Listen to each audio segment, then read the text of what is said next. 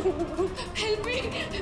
वो जंगली कुत्ते और खून, बहुत सारा खून है। एक मिनट, कौन है आप?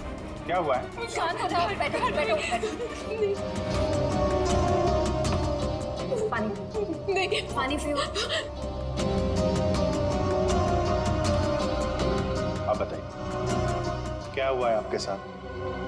सुनसान सी जगह पर बोरी घसीट रहे थे और जंगली कुत्ते, जंगल में बहुत सारा खून। कहाँ देखा आपने खून? मुझे मार डालेंगे। आप वहाँ जंगल में कैसे पहुंची? अब किसी ने पकड़ रखा था आपको वहाँ पे? एक औरत है, खून करती है।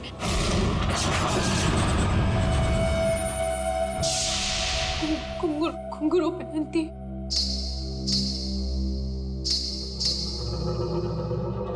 हाल ही में कुछ मर्डर्स हुए हैं जो किसी औरत ने किए थे। मेरे चाचू औरत बन के सबका खून करते। क्या? वो मेरे ईमान चाचू है।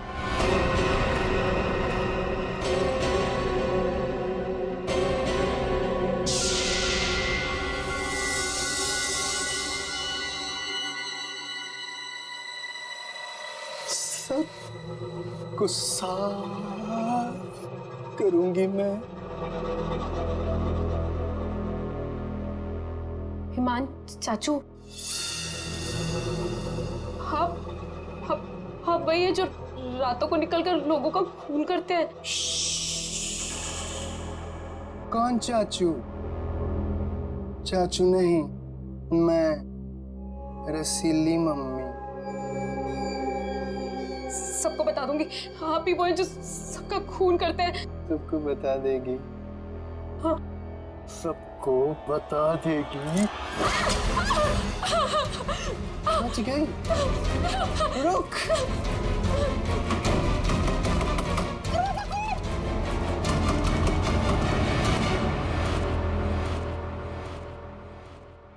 वो औरत एक आदमी है, आपके चाचा ईमान। मतलब एक आदमी औरत बन के घूम रहा है, उसी ने तुमको मारा? मेरे ईमान चाचू ही वो खतरनाक औरत बन के सबका खून करते हैं। कल भी यही हुआ, चाचू किसी को पूरी में डाल कर ले जा रहे थे। बड़ी अजीब बात है ये। एक आदमी औरत के कपड़े पहनकर लोगों को मार दिया। कल रात भी किसी को मारकर उसकी लाश बोरे में लेके चला गया है। इनके ऊपर जंगली कुत्ते छोड़ दिए। कहानी थोड़ी अजीब लग रही है। सर ये कहानी नहीं है, मैं सच कह रही हूँ। ठीक है, मान लेते हैं हम तुम्हारी बात। अब बताओ, कहाँ है तुम्हारा बंगलो और तुम्हारे ईमान चाचा? सर यही वो जगह है जहाँ से बोरी घसीटते हुए वो बाहर लेकर गए थे और यहाँ पे खून के निशान भी थे। पर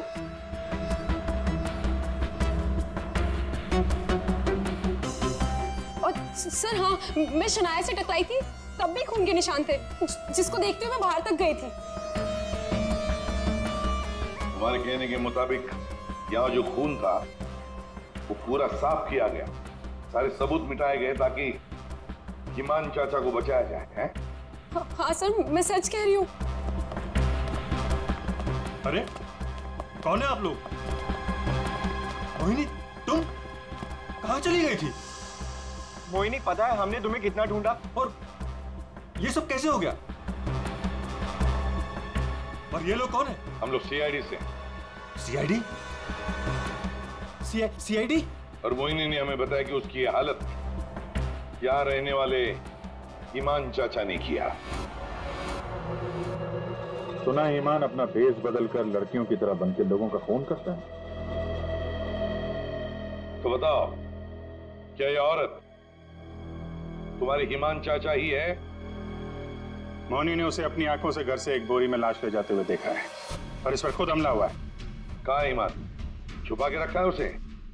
घर में से किसी को मारा है ना उसने? देखिए सर, ये बात बिल्कुल सच है सर। सर इन लोगों को सब कुछ पता है। सर आप प्लीज इन लोगों को अरेस्ट कर लीजिए। आप कौन है? My name is Shanaya. मैं मोहिनी की दूर की कजिन हूँ, इंडिया घूमने के लिए आई हूँ। तुमने अभी अभी बताया ना कि इन लोगों को सब कुछ पता है। क्या पता है इनको? कल रात में यहाँ किसी का खून हुआ। जब मैंने कुछ बोलने की कोशिश की सर, तो उन्होंने यहाँ से खून साफ करके इन्होंने मुझे चुपचाप बैठने को बोला। इन लोगों ने मोहिनी को भी ढूंढने की कोई कोशिश नहीं की सर। आपके सामने इन लोगों ने खून साफ किया? जी सर, और मुझे वापस भेजने की कोई बात कर रहे थे ये लोग। बहुत ही खूनी खानदान है सर। एक खून करता है और दूसरा साफ कर देता है। सबूत क्यों मिटाया तुम लोगों ने? मालूम है ना ये भी एक गुनाह है। किसने साफ किया खून? किसने किया? सर वो हम तीनों ने मिलकर खून साफ किया। वाह, आप नहीं जानते हिमान चाचा को?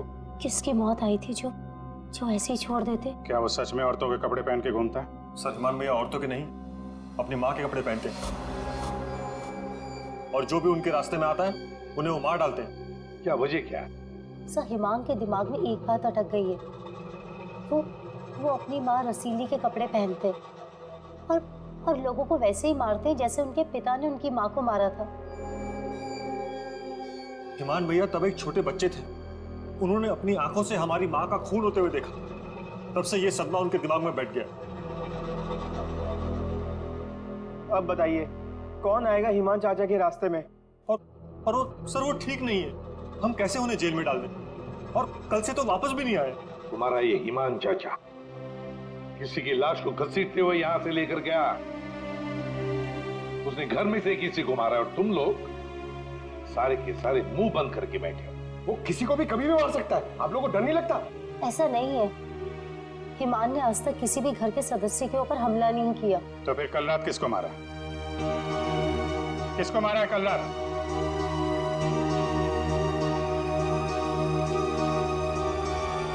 सलीना, जरा ऊपर आना। Hi ma'am. सर सलीना, यहाँ के हाउसकीपर। कल रात से मैंने उसको नहीं देखा। तो आपने ये पहले क्यों नहीं बताया? Because I was very scared. मैं इन लोगों से डर गई थी। कहाँ है सलीना? पता नहीं सर। पता नहीं का क्या मतलब है? जब ये सब हुआ तो आप लोग क्या कर रहे थे? कहाँ पे थे आप लोग? मैं नींद की दवाई खा के सो रही थी। दवाई खा के? जिसका पति हिमांग जैसा हो, वो दवाई खा के ही सोएगी ना। हाँ सर, मैं तो अपने कमरे में सो रहा था। और सर मैं किताब पढ़ते पढ़ते सो गया था, मुझे पता ही नहीं चला। वो तो मैं शनाया की चीख सुनकर उठा। कमाल है सर, घर में खून हो रहा था और सबके सब सो रहे थे।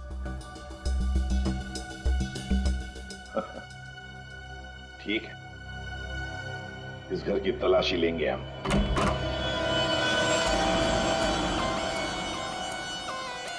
तो ये है आपका कमरा। जी सर। सर दूध का ग्लास है, नींद की गोलियां खोलकर पीती और सो जाती। देता कौन है दवाई आपको? सर महीन। वैसे ईमान को आखिरी बार कब देखा था हमने? सर कल रात 11 बजे, जब वो रसीली बन के मुझे डरा रहा था। क्या डरा रहा था? सर मैं आपको क्या बताऊं, सर हिमांग ने मुझे डरा कर इस घर में रखा है। वो कहते हैं कि अगर मैं किसी को सच्चाई बताऊंगी तो मुझे जान से मार डालेगा। बकवास है, कुछ नहीं होगा तुम्हें। वैसे आँख कब खुली आपकी? जब शनाया चिल्लाई थी। बड़ी हल्की किस्म की नींद की गोली लेती हैं आप। शनाया के चिल्लाने से नींद खुल गई? सर ये देखिए सर, ये कपड़े, विग्स, ये सब बिल्कुल वैसा ही है जैसे मोहिनी ने कहा था कि उसके हिमान अंकल पहनते हैं। यस सर, ये वही चाचू वाले कपड़े, रसीली वाले। श्रेया, सर देखो तो बाथरूम में और कोई ड्रेस है क्या? सर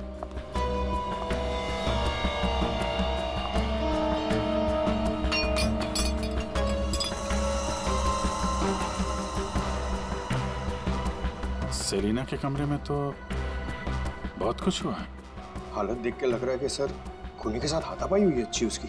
कमाल है, इतना सब कुछ हुआ यहाँ पे और घर वालों ने कुछ सुना ही नहीं। देखिए ना सर, सेलिना को मार दिया, बोरे में डाला, घसीटते हुए बाहर ले गए, लेकिन किसी को भनक तक नहीं लगी।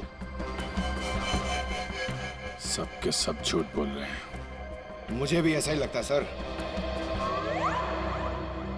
सर, मुझे तो ऐसा लगता है कि ये ईमान को बचाने के चक्कर में ये सब लगे हुए हैं। भगा दिया उसे, और कोई हाउसकीपर को क्यों मारेगा सर? घर में 5-5 लोग और हैं, तो सिर्फ सेलिना को क्यों मार? सबको छोड़ दिया। घर में काम करने वाली को मार दिया। कुछ ना कुछ चक्कर तो जरूर है सर।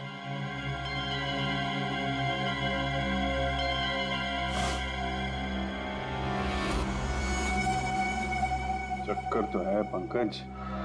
इसने घर के किसी सदस्य को खूनी होने के बावजूद कभी हाथ नहीं लगाया। उसने घर में काम करने वाली नौकरानी का खून किया और उसे मार के यहां से ले गया, और ये मर्डर वेपन यहीं छोड़ गया। सर, वो लाश को छुपाने के चक्कर में भूल गया होगा। सर, बाथरूम में कोई कपड़े नहीं है। वैसे ईमान के पास उसकी माँ के, मेरा मतलब है रसीली जी के, कितने ड्रेसेस थे? सब 10। 1 2 3 4 5 6 7 8 9 10। ये चक्कर कुछ और ही लगता है मुझे। मोहिनी, कौन सा ड्रेस पहना था ईमान ने जब वो लाश को बोरी में से घसीट के लेके जा रहा था?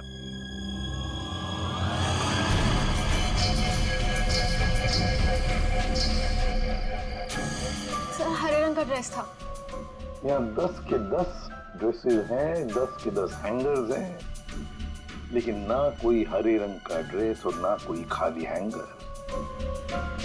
तो फिर ये नया ड्रेस, ये ग्रीन कलर का ड्रेस आया कहाँ से? नहीं सर, मुझे कुछ नहीं पता। श्रेया, गड़बड़ है, कुछ ना कुछ तो गड़बड़ जरूर है। ये हरे रंग का ड्रेस, नया ड्रेस आया कैसे और कहां से? यहाँ पे उसने सेलिना का खून किया, इसीलिए इतना सारा खून यहाँ पे। क्या गिरा? सर, कुछ हल्की सी आवाज थी। पूरा पंकज निकालो।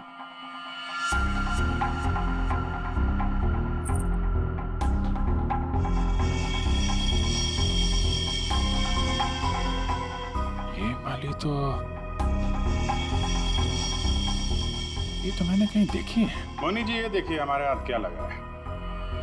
ये तो कान की बाली है।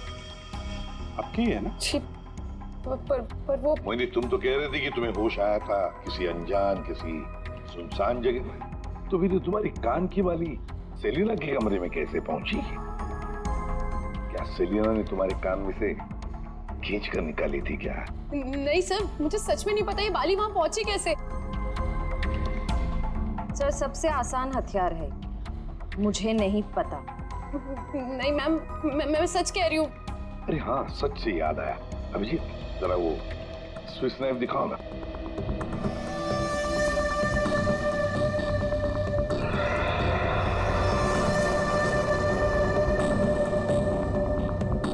किसका है ये स्विस नाइफ? इसमें तो खून लगा हुआ है। और ये हमें सेलिना के कमरे से मिला है। इसे खूनी ने, या यूं कहिए कि ईमान ने इस्तेमाल किया है। ये तो युग का है। हाँ, मैंने इसे ऑनलाइन खरीदा था। सर, इसकी रसीद भी है मेरे पास, मैं अभी लाता हूँ।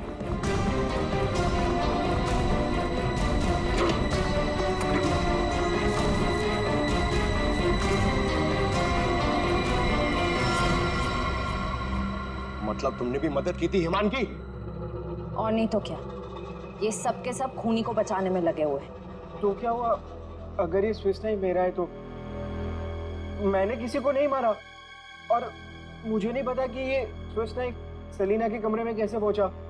और हाँ, मुझे ये भी नहीं पता कि ईमान अंकल ने इसका इस्तेमाल किया है या नहीं। देखो युग, अगर ये साबित हुआ कि ये मर्डर वेपन है, कि ये स्विस नाइफ सेलिना के कमरे में कैसे पहुंचा। और हाँ, मुझे ये भी नहीं पता कि हिमान अंकल ने इसका इस्तेमाल किया है या नहीं। देखो यूं, अगर ये साबित हुआ कि ये मर्डर वेपन है तो बहुत बड़ी मुसीबत में फंसने वाले हो तुम, समझे? बहन, ऐसी कौन सी दवाई खिलाते हो तुम अपनी भाभी को? सर वो हिमान भैया के कहने पर दी थी मैंने। एक डरावने खूनी के साथ रहते हो तुम लोग, जो रात को औरतों के कपड़े पहन के सड़क पे घूमता है, लोगों का खून करता है और घर में आके सो जाता है, और एक दिन उसका मूड बदलता है, वो घर में काम करने वाली नौकरानी को मारता है और खुद गायब हो जाता है। और गायब हो जाता है कोई ग्रीन ड्रेस पहनकर। मोहिनी सारा सीन देखती है और फिर बेहोश हो जाती है। कहानी पे कहानी सुनाते जा रहे सब लोग, कोई सच नहीं बोल रहा है। मोहिनी, चलो हमारे साथ फोरेंसिक लैब। पर सर मैं ही तो आप लोगों के पास आई थी और आप लोग मुझे पकड़ कर लेकर जा रहे हैं। वो इसलिए क्योंकि जिंदा सबूत सिर्फ तुम ही हो हमारे पास। सर, क्या मैं भी आपके साथ चल सकती हूँ? एज यू सी, मैं यहाँ पर अपने आप को सेफ फील नहीं करती। ठीक है, लेकिन एक बात याद रखना, कोई भी हमसे पूछे बगैर ये शहर छोड़कर कहीं नहीं जा सकता। मोहिनी क्यों लेकर आई थी सीआईडी को? क्या करेंगे अब हम? क्या होगा अब हमारा? होगा क्या? पहले हम हिमान चाचा की दहशत में जीते थे और अब सीआईडी कब किसे पकड़ ले जाए उस डर में जिएंगे। ये सब इसीलिए हो रहा है क्योंकि आज तक हम हिमान भैया की मदद करते आ रहे हैं। पर एक बात समझ में नहीं आ रही कि इस खून में उनकी मदद किसने की। और भाभी, अपनी जान बचाने के चक्कर में आपने हिमान भैया की मदद की, क्योंकि अकेले वो सेलिना की लाश ले जा नहीं सकते, इसीलिए सीआईडी हम पर शक कर रही है। बिना सोचे समझे तुम कुछ भी बोले जा रहे हो। भला मैं क्यों मदद करूंगी उसकी?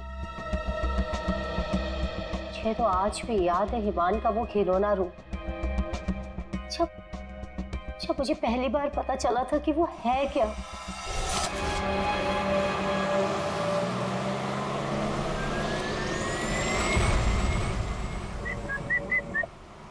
क्या हुआ? घूर क्यों रही हो?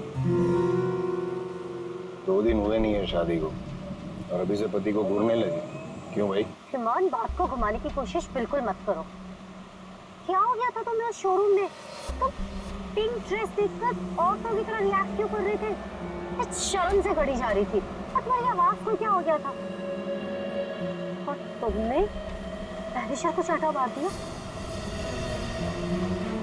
हिमान, ऐसा तुम कैसे कर सकते हो? हिमान, मैं तुमसे पूछ रही हूँ,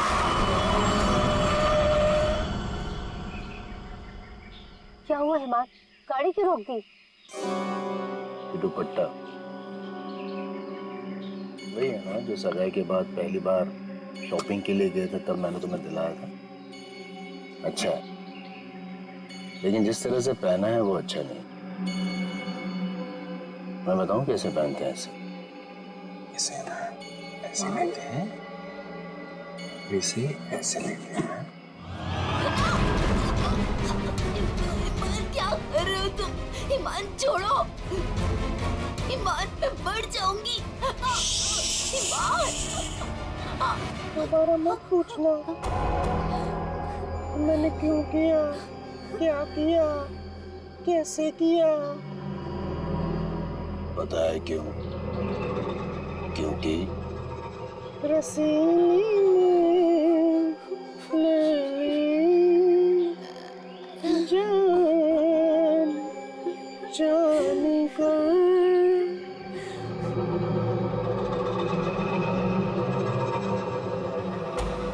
5 साल से उस आदमी के डर के साए में जी रही हूँ मैं, और तुम कह रहे हो कि मैं मदद करूंगी उसकी। तुम युग से क्यों नहीं पूछते? अपना बिजनेस शुरू करने के लिए हिमान के पैरों में गिरा रहता था, और वो छुरी भी तो इसी की है। हो सकता है कि कुछ पैसे कमाने के लिए इसने हिमान की मदद की हो। बस सानिया चाची, मैं आपकी इज्जत करता हूँ, इसका मतलब ये नहीं कि आप कुछ भी बोलती जाएगी। अरे जैसा सानिया चाची कह रही है वैसा मैंने कुछ भी नहीं किया है। तुम्हें क्या लगता है कि मैं तुम्हारी बात मानूंगी? आपको क्या लगता है हिमान चाचा की इतनी मार खाने के बाद भी मैं उनकी मदद करूंगा? उनका भतीजा होने के बाद भी, उनके बेटे जैसा होने के बाद भी। उन्होंने जो मेरी बेइज्जती की है ना, उसे मैं कैसे भूल जाऊं? भैया भैया युग को माफ कर दीजिए, बच्चा है। बच्चा है तो क्या है? कुछ भी मांगेगा, पैसे मांगेगा हाथ फैलाकर, और क्या सोचा मैं दे दूंगा? दोबारा पैसे मत मांगना मुझसे, समझा? चल जा। चाचू, अगर आप मेरी थोड़ी सी मदद कर दोगे तो मैं छोटा सा बिजनेस डाल पाऊंगा। ज्यादा पैसे नहीं लगेंगे, बस थोड़े से। चले जाओ चुपचाप यहाँ से।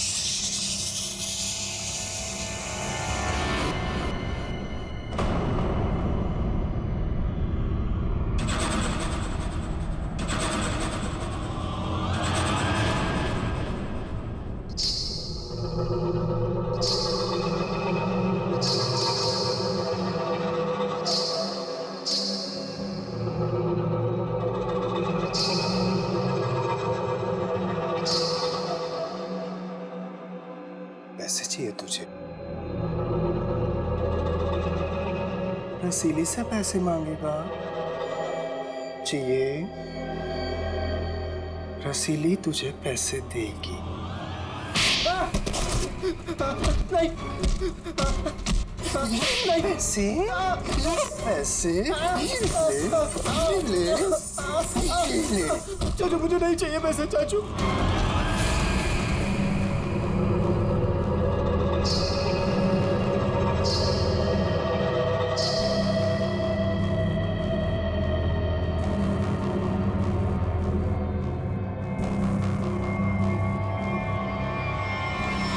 अगर मेरे बस में होता ना तो हिमान चाचा कब के जेल में होते। और आप महीन चाचा? महीन चाचा क्या? जायदाद पाने के चक्कर में आप दिन रात हिमान चाचा के आगे पीछे घूमते रहते थे। उनके हर एक गुनाह पे पर्दा डालने वाले आप। Shut up! हिमान भैया की मदद करना हमारी मजबूरी थी, क्योंकि यहाँ की पाई पाई उनके नाम पर है और हम उनके टुकड़ों पर पल रहे। वरना मैं कभी उन्हें बचाने के बारे में सोच भी नहीं सकता। अरे आप तो आज भी सीआईडी को कुछ भी नहीं बताना चाहते थे। अगर मुझे पता होता कि ईमान भैया कहाँ है तो मैं तुरंत जाकर सीआईडी को बता देता। इस घर में जो मेरे साथ हुआ है उसे मैं कभी नहीं भूल सकता।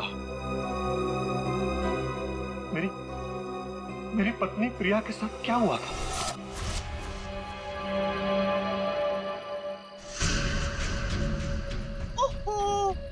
क्या कर रही हो प्रिया? तुम्हें ऊपर खड़ा रहने को थोड़ी ना कहा था।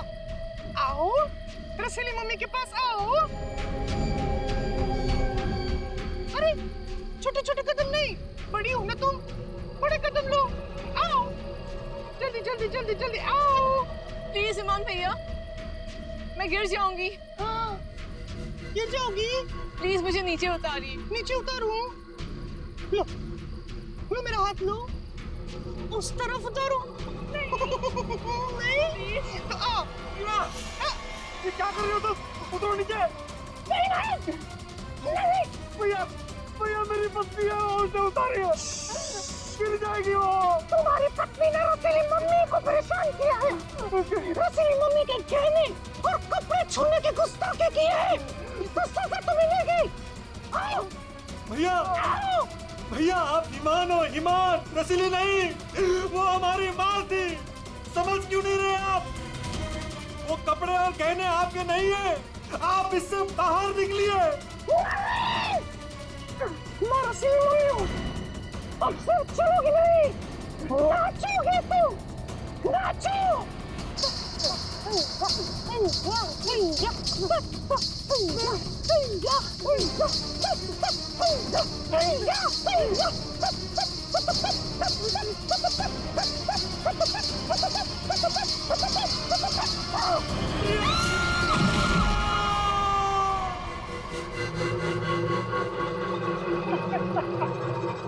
रसीली ने ले ली जान।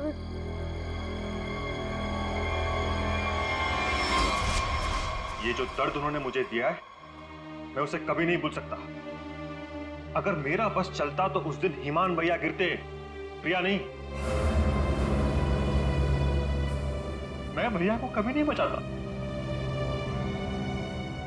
कल रात क्या हुआ मुझे कुछ पता नहीं। अरे खून तो हिमान भैया ने किया ना, लेकिन सीआईडी की नजरें हम पर क्यों गड़ी हुई है?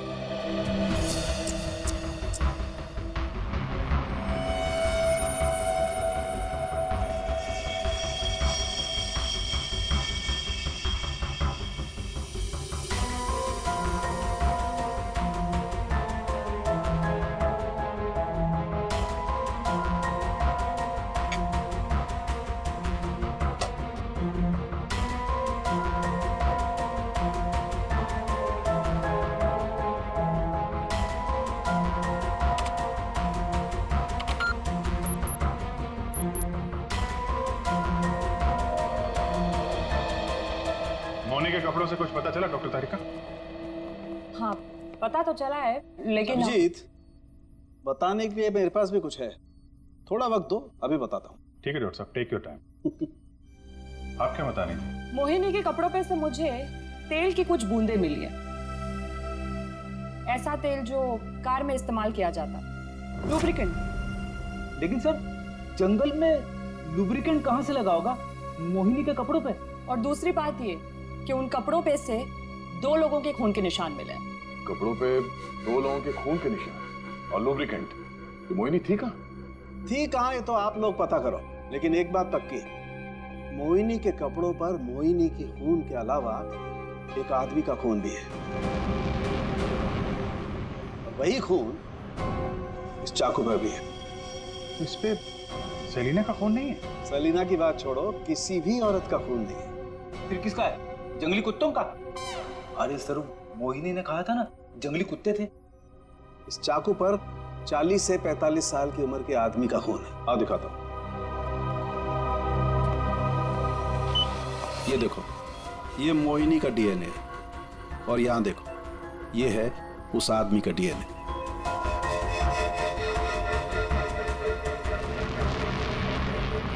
ये कैसे हो सकता है?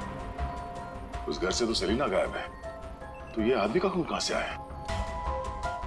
ये मोनी के कपड़ों में ऑयल के दाग मिले, तो कहीं हिमान उसी कार में तो लेके नहीं गया था जिसमें वो लाश लेके गया था? और लाश अगर सेलिना की थी तो फिर ये 40-45 साल के आदमी की लाश कहां से आ गई? मोनी को लेकर आओ। हो सकता है कार में कोई और भी लाश हो, किसी आदमी की लाश, या फिर वहां पे लाश हो जहां पे उसने लाश को ठिकाने लगाया। हाँ, अगर ऐसा है तो हमें वहां पहुंचना होगा जहां ईमान सेलिना को ले गया।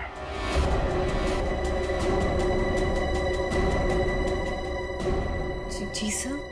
मोनी, तुमने हमसे सब कुछ सच सच बताया ना, कुछ छुपाया तो नहीं? सर, मैं तो खुद विक्टिम हूँ, मैं आप लोगों से क्यों कुछ छुपाऊंगी?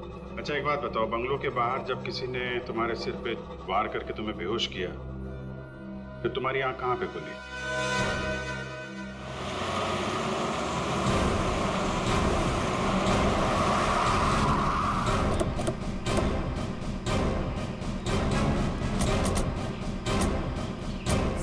सर यही वो जगह थी, वहां से मैं निकल कर आई थी और यहाँ कर मैंने लिफ्ट मांगी थी।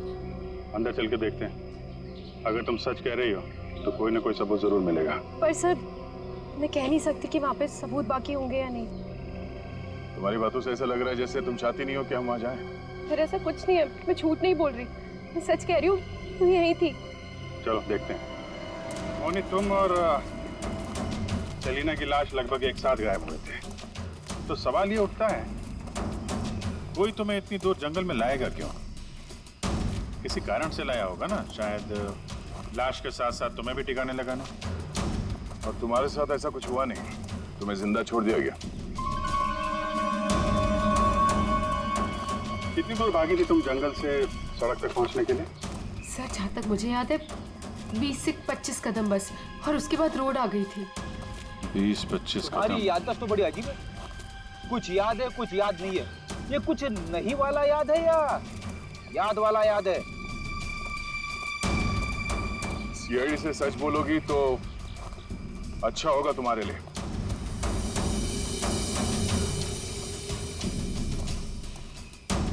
अभिजीत, सूखे पत्ते डाले गए, लगता है गड्ढे को छुपाने की कोशिश की गई है।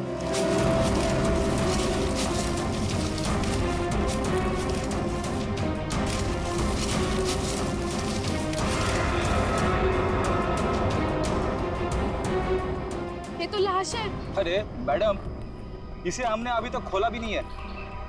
देखते हैं।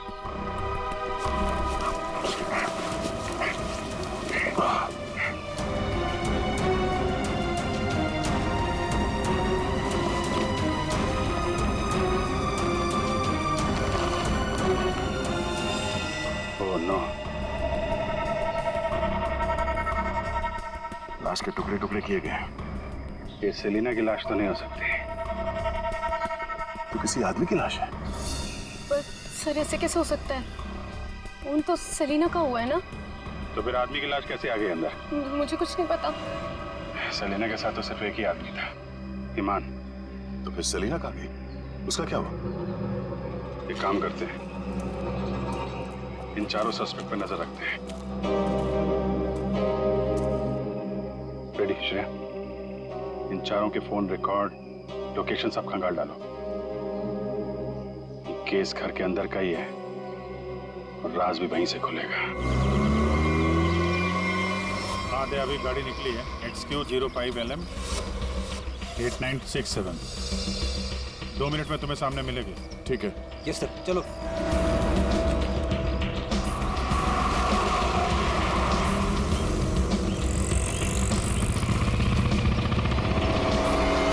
LM 8967। 2 मिनट में तुम्हें सामने मिलेगी। ठीक है। यस सर, चलो।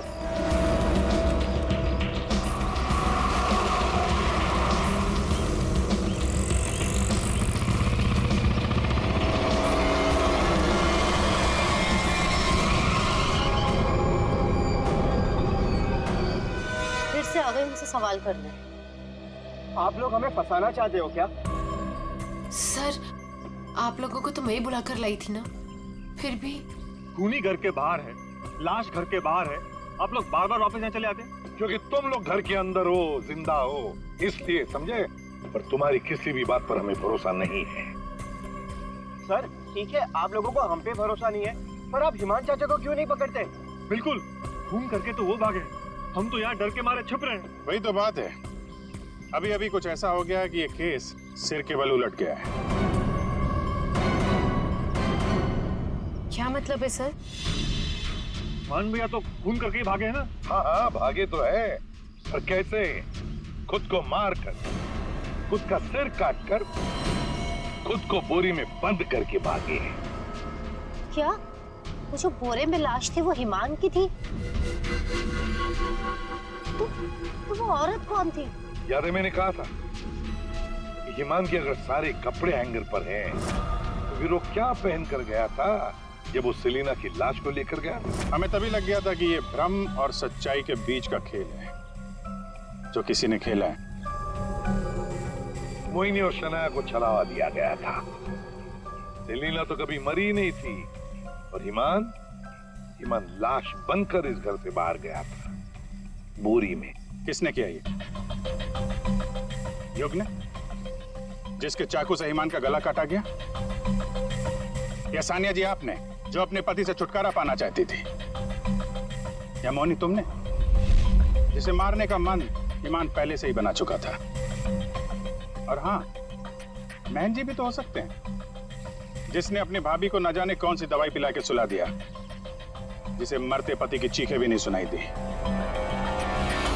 सर युग ने किया होगा ये। मैंने उसे बिजनेस के लिए पैसे चाहिए थे जो चाचू ने मना कर दिए थे। नहीं, सानिया भाभी होंगी, क्या पता नींद की दवाई दूध में मिलाकर भैया को पिला दियो और फिर उन्हें नींद में ही मार दियो। तुम चुप करो, मैं क्यों होंगी? मोहिनी होगी। वैसे भी इसको मारने की कोशिश तो की थी ना। चाची, मैंने मारा? महेश चाचा भी तो हो सकता है ना, हिमान चाचा ने इनकी बीवी को छत से धक्का दे दिया था।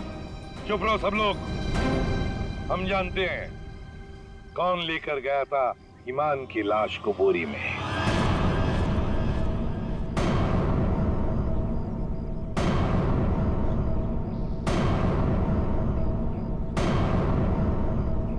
श्रेया,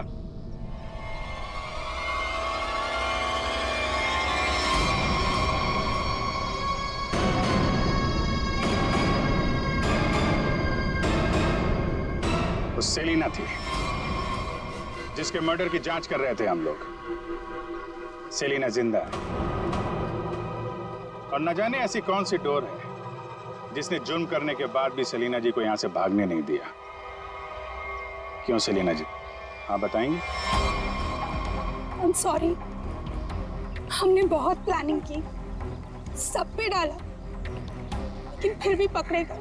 चुप करो। महीन? महीन चाचा? सब कुछ खराब कर दिया तुमने। हाँ मगर ठीक तो हमने कर दिया ना। जब हमें ईमान की लाश मिली तब हम ढूंढने लगे कि ये बोरी में लाश कौन लेकर गया होगा। इसलिए हमने तुम सब के फोन ट्रैक करना शुरू कर दिए। और सेलिना ने अपने मरने के बाद पहला फोन किया तुम्हें। बस हम सेलिना तक पहुंच गए, तुम्हारा भांडा फूट गया। हाँ, मैं नहीं मारा ईमान भैया को। उनकी इस बीमारी से छुटकारा पाने और अपनी पत्नी की हत्या का बदला लेने के लिए मैंने ये किया। ईमान भैया ईमान नहीं, हमारी माँ रसीली में फंसे हुए एक दिमागी बीमार खूनी थे। हम सिर्फ सर पर छत और खाने की रोटी के लिए उन्हें सह रहे थे। तो फोन कर दोगे तुम? मारना कोई नहीं चाहता है सर। सालों से हम और बाहर के लोग भैया के जुल्म सह रहे थे। कहीं तो रोकना था ना सर, किसी को तो रोकना था ना। युग, मोहिनी, सानिया भाभी ये सब नहीं कर सकते थे, इसीलिए मैंने किया सेलिना के साथ मिलकर।